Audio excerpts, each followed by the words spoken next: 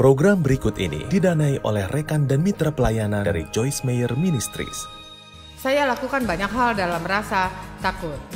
Hanya karena merasa takut, bukan artinya kau tak perlu taat pada Tuhan.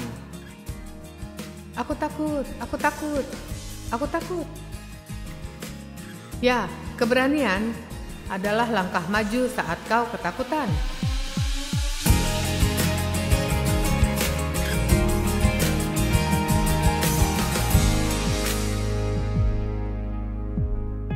Berlari. Beberapa hal menarik tentang lari. Saya punya banyak pesan tentang ini, waktuku tak banyak, tapi ada beberapa kasus di Alkitab. Di saat orang lari dari sesuatu, tidak peduli berapa tahun lamanya, akhirnya Tuhan kembalikan mereka ke tempat semula mereka berada.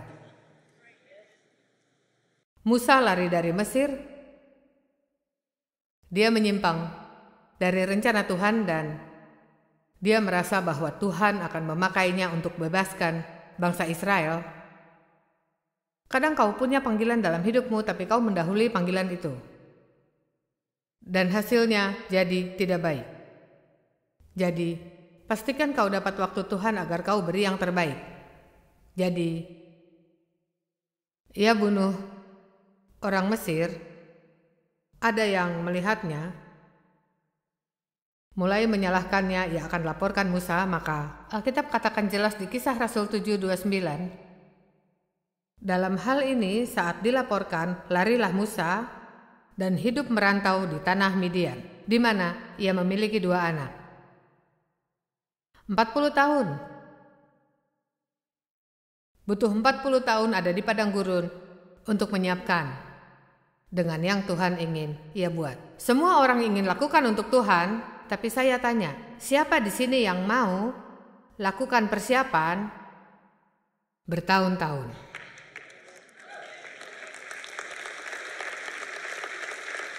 Bertahun-tahun. Ingatkah 2 anak yang ibunya menghadap Yesus berkata, "Saya ingin anakku duduk di kirimu dan di kananmu." Dan jawabannya sangat klasik, katanya, "Kau tak tahu apa yang kau minta. Sanggupkah kau meminum cawan yang kuminum?" Mudah untuk ingin sesuatu, mudah untuk minta posisi. Tapi selalu ada kerja keras yang menyertai banyak perubahan dalam hidup dan melakukan banyak hal yang mungkin saja belum tentu kita mau. Saya tidak mencoba menggambarkan dengan buruk. Kupikir bahwa kita harus jujur pada orang, memberitahu ini semua tak akan selalu menyenangkan. Saya tidak punya banyak waktu dalam hidup saya menjelaskan prosesnya bagiku bagaimana aku memulai 42 tahun lalu hingga di sini sekarang. Saya tak punya waktu untuk ceritakan tangisan, derita, air mata, jutaan kali rasa ingin menyerah, kerja keras dan terus. Tapi inilah hidup yang terbaik, kesempatan yang terbaik yang setiap orang bisa miliki. Saya sedang pikirkan waktu itu tentang beberapa hal yang Tuhan ingin aku lakukan. Dan jadi saya mencoba beritahu sekarang, jika kau pikir ada hal yang Tuhan ingin kau lakukan, jangan biarkan sesuatu menghalangi. Dan jangan lari daripadanya, mendekatlah. Saya senang bagian cerita Daud dan Goliat. Tertulis setelah kata Goliat, "Aku akan membunuhmu," dan kata Daud, "Tidak, aku yang akan membunuhmu." Tertulis, Daud berlari cepat menuju medan perang. Aku suka itu. Tahukah, ketika memandang raksasamu terlalu lama,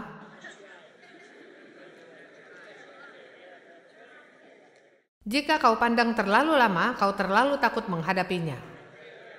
Seringkali kita perlu bergerak. Jika bergerak dengan Tuhan, kau harus gerak dengan insting. Kau harus bergerak dengan, ini bukan kata indah, tapi dengan firasat. Kau lakukan yang kau tahu benar di sini, karena kau bisa memikirkannya sampai mati.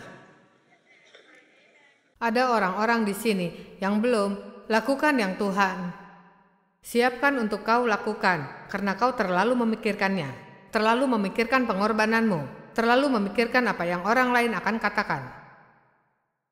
memikirkan penghakiman, kritikan, dan kau akan terima semuanya.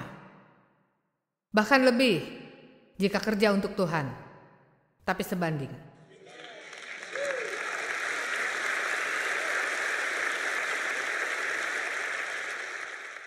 Ada hal lain yang dihadapi. Tuhan katakan waktunya tiba saya harus hadapi ayahku. Tahun-tahun ia melecehkanku, tak pernah ada yang bicara. Pelecehan adalah hal yang bodoh. Pelecehan seksual, terutama masa itu, takkan ada yang bicara. Ya, kupikir bahkan aku orang yang pertama dalam dunia pelayanan yang sesungguhnya naik ke mimbar dan membahas hal seperti ini. Ini terjadi kepada banyak orang dan seseorang perlu untuk membahasnya.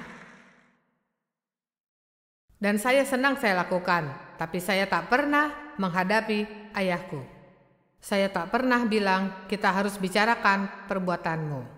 Dan saya tak pernah ingin karena ia mengekangku dengan takut bertahun-tahun dan sejujur-jujurnya saya memang takut padanya. Tapi Tuhan katakan waktunya akan datang ketika aku minta kau bereskan. Katanya belum, bersiaplah. Saat ku suruh, kau lakukan. Saya cerita pada Dave, belum saatnya. Bila saatnya tiba, temanilah aku. Ya, seluruh keluargaku menutupi, ibuku menutupi, adikku dan ayahku menutupi. Ada saudara lain di keluarga yang tahu persis ayahku dan perbuatannya. Tidak ada yang mau terlibat. Mereka pun tutupi.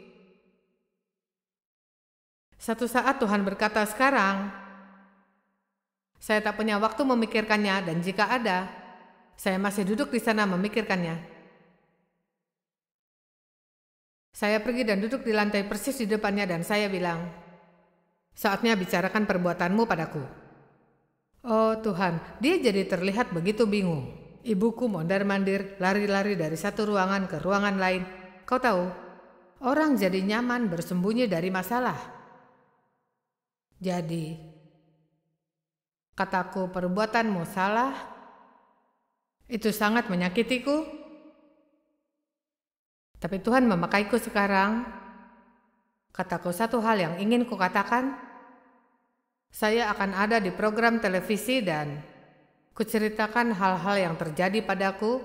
Dan saya ingin katakan bahwa beritanya akan terdengar. Aku tak akan menyimpan rahasia lebih lama lagi. Dan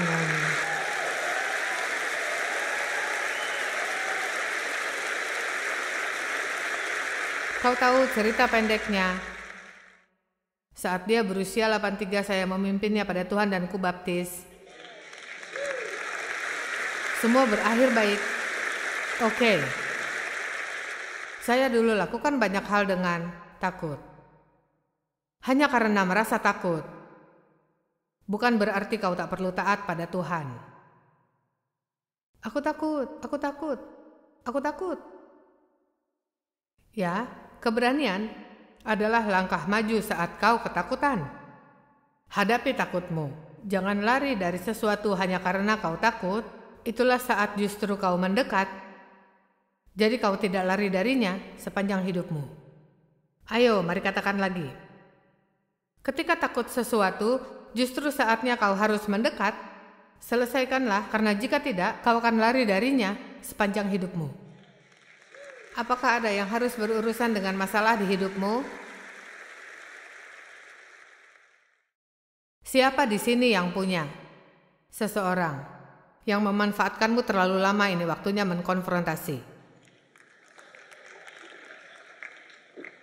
Harus lakukan, dan mereka takkan suka. Tak tahu, mungkin mereka menjauhimu, tapi kau bertanggung jawab pada Tuhan.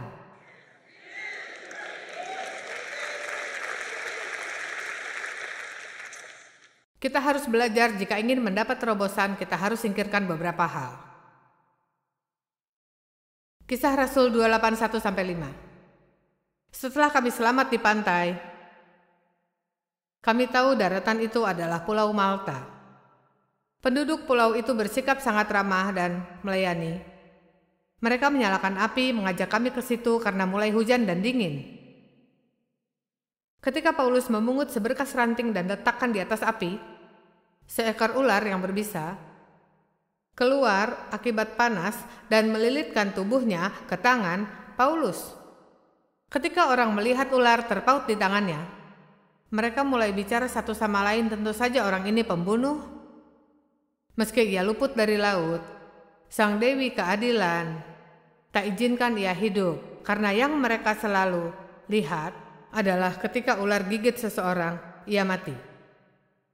Tapi Paulus hanya mengibaskan ular itu ke dalam api dan tidak terpengaruh. Jadi, dari sana saya membuat sebuah pesan yang kau hanya akan terima sedikit. Disebut singkirkan. Dan singkirkan artinya ketika iblis menggigit dalam cara, bentuk, apapun, dalam penolakan, seseorang menyakiti atau pelecehan, ketika taringnya menancap, jangan membiarkannya terus, kau bisa singkirkan. Dan maksudku adalah, kau bisa dengan mudah atur pikiranmu, aku tak akan biarkan ini hentikanku. Tak akan biarkan ini meracuni, aku tak akan mau. Ada contoh lain yang diberikan Paulus untuk muridnya, menurutku yang sangat menarik. Di Lukas pasal 10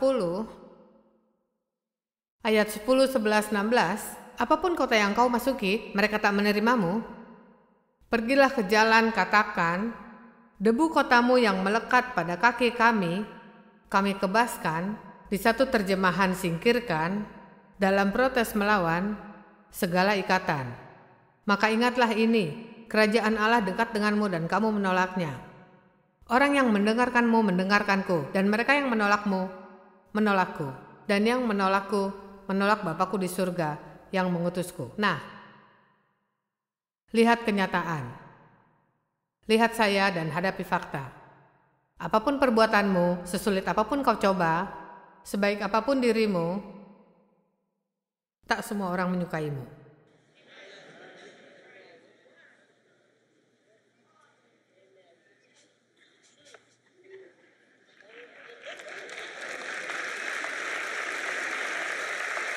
Jadi, untuk mereka yang tak menyukaimu, kau harus belajar untuk kebaskan. Ayo, praktek sedikit hari ini, kebaskan. Lihat, kita jalani hidup terluka dan jadi berhenti. Lalu kita diam, berdarah berbulan-bulan, atau kita biarkan mempengaruhi kita dan kita membawa-bawanya. Ketika kau terluka, hal terbaik yang dilakukan, katakan, sakiti orang menyakitkan, saya kebaskan itu, saya tak akan biarkan mempengaruhiku. Tuhan, kau bisa sembuhkan dan jadikan ini benar. Ayo.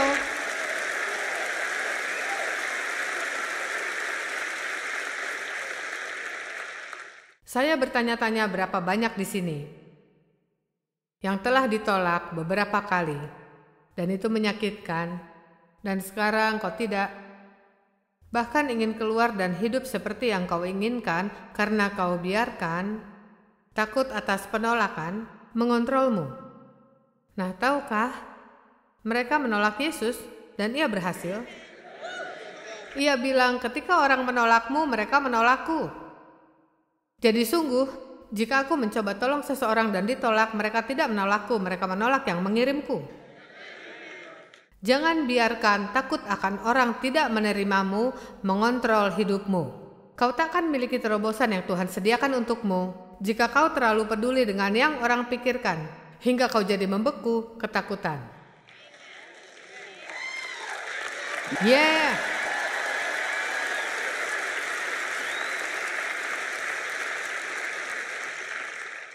Saya bertanya-tanya berapa banyak orang di sini yang ingin keluar dan lakukan sesuatu untuk Tuhan. Dan kau mulai mendapatkan pesan-pesan, jika kau lakukan, maka kau tak akan ada apa-apanya. Dan kau mundur. Ketika Tuhan memanggilku untuk pelayananku, wanita tak lakukan yang kulakukan. Maksudku, jika kau pikir sulit bagi wanita sekarang untuk melayani, kau harus mencobanya 45 tahun lalu. Jadi sesungguhnya saya tidak bercanda. Saya diminta untuk keluar gereja. Dan itu susah karena seluruh hidup kami ada di sekitar gereja.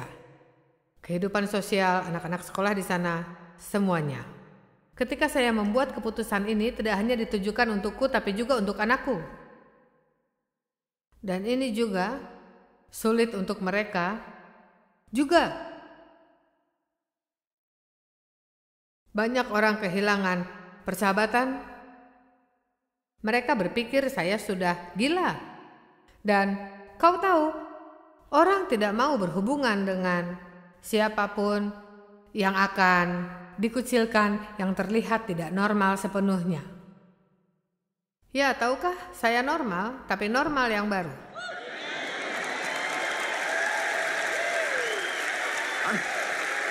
Saya mungkin tidak normal seperti standarmu atau normal standar dunia. Dan iblis terus memberitahuku bahwa saya harus berhenti dan jadi wanita biasa. Saya tak tahu apa itu. Saya bukan itu pastinya. Ayo wanita Tuhan, jangan mencoba jadi wanita yang biasa.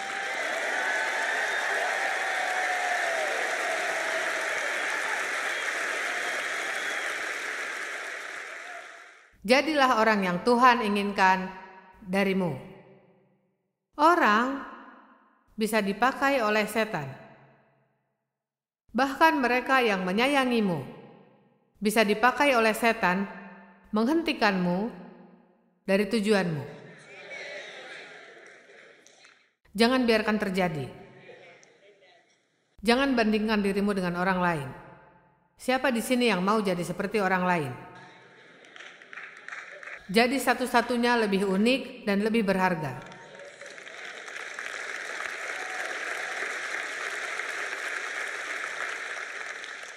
Kata Paulus, jika pernah berusaha disukai manusia, maka sekarang aku takkan jadi rasul dari Yesus Kristus. Jangan lewatkan keajaiban yang Tuhan miliki untukmu, karena engkau mengharapkan orang lain akan menerimamu. Ayo. Tahukah kau banyak orang Kristen yang melayani Tuhan mungkin akan kehilangan teman. Tapi mereka bukan teman yang kau inginkan.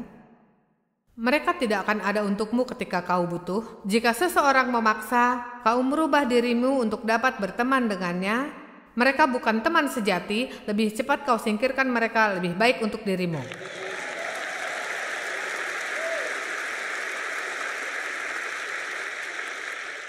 Belajar menyukai dirimu, kau takkan kesepian.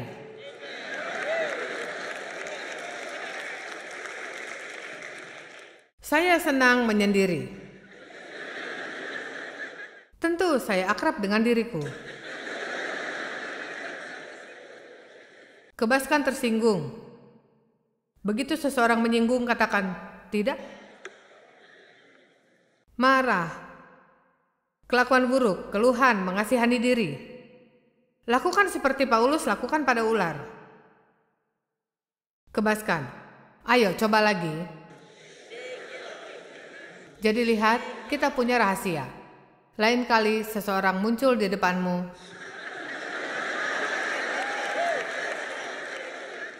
senyum padanya dan pergi.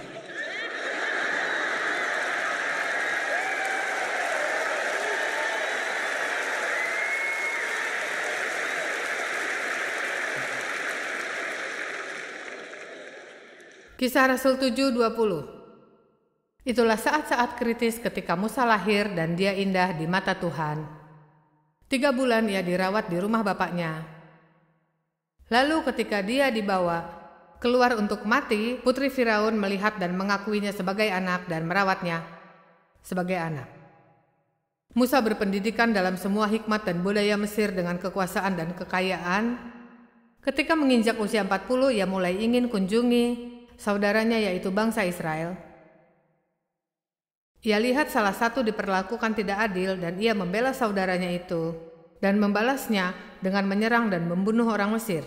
Ini yang saya ingin kau lihat, ayat 25. Musa mengira saudara-saudaranya akan mengerti bahwa Allah memberi keselamatan melaluinya, berpikir mereka mau menerimanya, tetapi mereka tidak mengerti.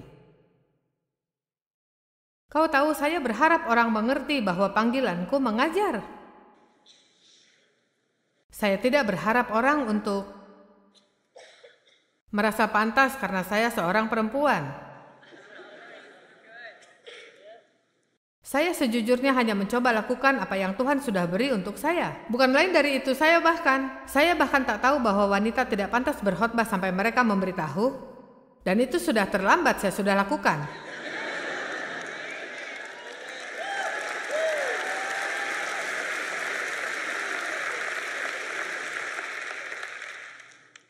Kupikir mereka mengerti. Saya tidak pernah berharap kehilangan semua teman. Saya tidak pernah berharap keluar dari gereja. Kupikir mereka bahagia untukku. Saya pikir mereka bersemangat. Pernah di situasi itu saat kau pikir orang akan senang untukmu? Maksudku, reaksi yang kau dapat sangat aneh. Kenapa kau tak bisa bahagia untukku? Karena orang-orang iri. Terus iri. Mari kita bicarakan iri hati sejenak. Jangan iri akan apa yang orang lain punya atau dambakan punya mereka. Nah, suamiku mendapat pesan dari Tuhan yang Dave tidak cerita dan berkata, dia dapat pesan Tuhan, jadi jika dia mengatakannya, maka dengarkan. Tapi sebenarnya ia terima ini ketika kami sedang rapat. Pada dasarnya, pesan ini untuk kita bahwa sampai kita bisa bahagia untuk orang lain yang mendapatkan apa yang mereka ingin dan belum dapat, mereka takkan dapat keinginannya. Cukup baik? Oke. Jadi, katakanlah bahwa kau belum nikah, kau ingin nikah. 3 dari teman baikmu sudah menikah 2 tahun terakhir. Kau punya banyak gaun pengiring hingga butuh lemari baru. Nah, teman terbaikmu memberitahumu bahwa ia bertunangan dan kenyataannya kau begitu iri. Kau tidak senang untuknya. Kau pura-pura, oh puji Tuhan. Tapi tidak. Paulus katakan pada orang-orang katanya, saya tahu kau belum dewasa rohani, karena jika masih ada kecemburuan dan perselisihan, tidakkah kau masih ada di level kekristenan bayi? Lihat, yang Tuhan mau kita lakukan adalah cukup percaya padanya. Ayo, cukup mempercayainya untuk memberi tiap orang, termasuk kita, yang benar buat kita, dengan cara yang tepat, di waktu yang tepat, dan jangan berharap kita harus selalu terima sebagaimana orang lain terima. Bisakah kau buat keputusan sekarang bahwa kau akan berhenti membandingkan hidupmu dengan orang lain?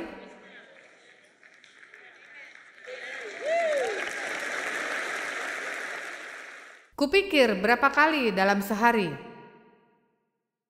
dalam sebuah masyarakat kita bandingkan sesuatu dalam hidup dengan orang lain dan terjadi begitu cepat kita tidak sadar kita lakukan. Betapa lega untuk tidak merasa iri dengan milik orang lain. Dan bahkan untuk tidak menghakimi kenapa Tuhan memberkati mereka. Mereka tak berhak, Tuhan, kenapa kau berikan padanya, kenapa bukan padaku? Itu bukan urusanmu. Bukan hanya itu, saya akan beritahu yang saya pelajari dari bergaul dengan Tuhan. Seringkali Dia akan memberkati orang lain tepat di depanmu, yang kau kasihi dengan kasih Tuhan tapi tak suka mereka.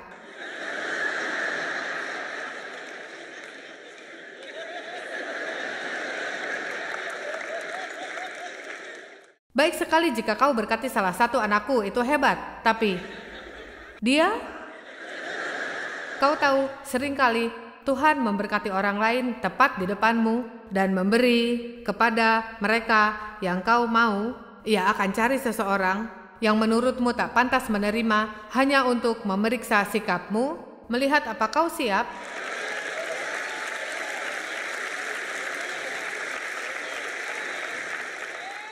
Melihat apa kau siap tangani apa yang kau minta dari Tuhan.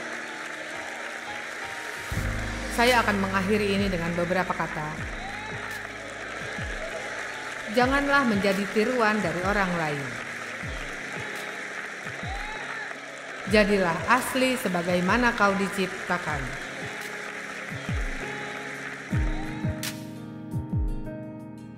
Jangan lari dari apa yang Tuhan mau kau kerjakan. Mendekatlah, ambil tanggung jawab dan bekerja sama dengan Tuhan. Itu salah satu kunci penting untuk terobosan dalam hidupmu.